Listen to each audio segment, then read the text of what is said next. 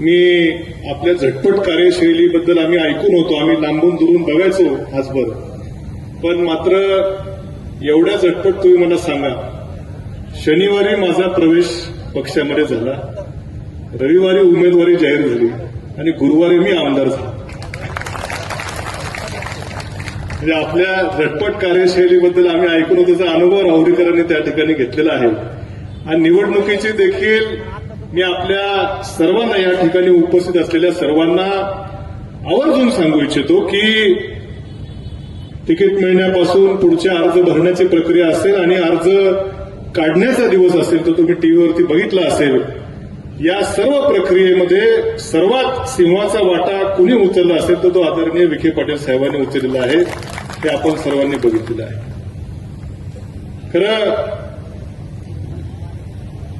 5 वर्ष विधानसभेमध्ये मी होतो,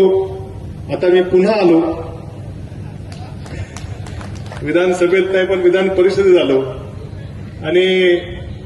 मला खात्री आहे की ही जी संधी साहेब आपण मला या ठिकाणी दिलेली आहे, या संधीच्या रूपानं आता फक्त राहुरी नगर पाथर्डी विधानसभा मतदारसंघ तर आहेच, परंतु जिल्ह्यातल्या स्थानिक स्वराज्य संस्थांचे देखील प्रश्न विधान परिषदेच्या सभागृहात मांडण्याची जी संधी आपण मला दिली, या संधीचं निश्चितपणे सार्थक करून दाखवल्याशिवाय राहणार नाही, अशी ग्वाही आपल्याला आम्हा सर्वांच्या उपस्थिती या ठिकाणी देतो.